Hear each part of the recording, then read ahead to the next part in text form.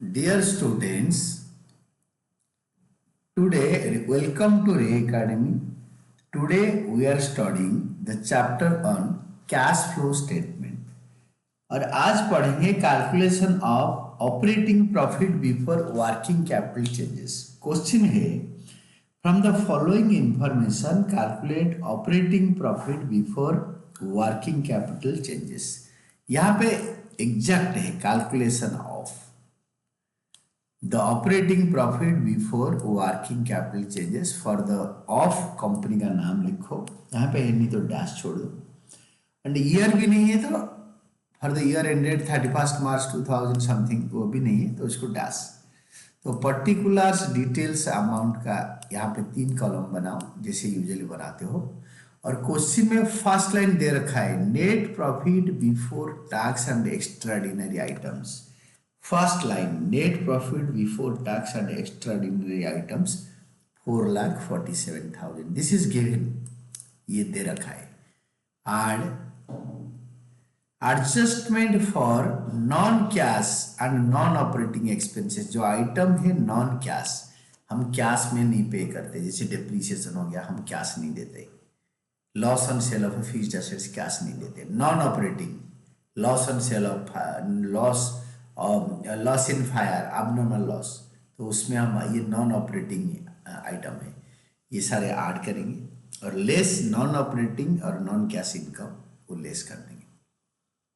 तो सबसे पहले डेप्रिसिएशन, ये देखो depreciation items to be added लिखो. ये फॉर्मेट पूरा फॉलो करो. Items to be added. तो डेप्रिसिएशन एंड मशीनरी हम पैसे देते नहीं है.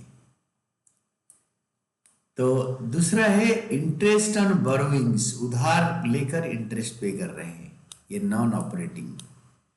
और गुडविल अमोर्टाइज्ड, ये नॉन कैश, पैसे नहीं देते. सेल्फ जनरेटेड गुडविल अमोर्टाइज हो गया है या खरीदा हुआ गुडविल घट गया, डिप्रिशिएट हो गया.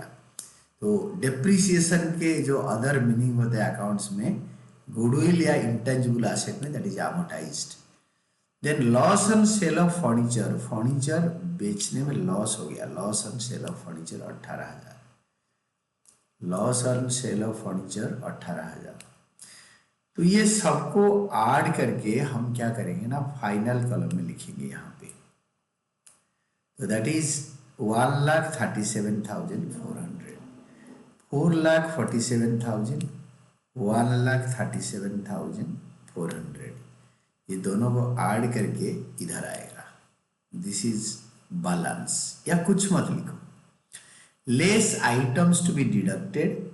आइटम्स टू बी डिडक्टेड मतलब वही non cash and non operating incomes. तो इसमें profit and sale of investment, हमने इन्वेस्टमेंट बेचना हमारा काम नहीं है, बट बेचने में प्रॉफिट हो गया.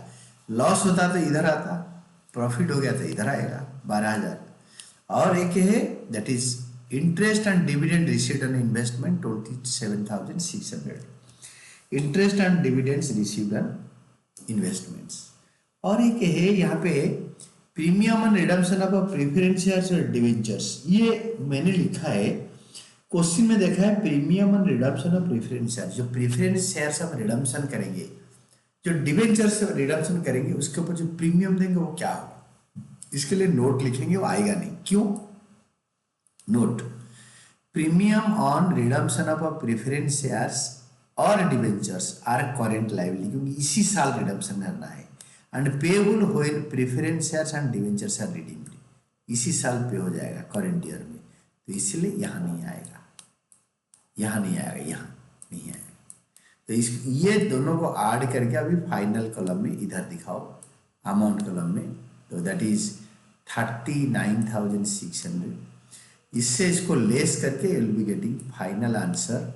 This is net profit, operating profit ये वाला आएगा, operating profit before working capital changes. This is this operating profit before working capital changes.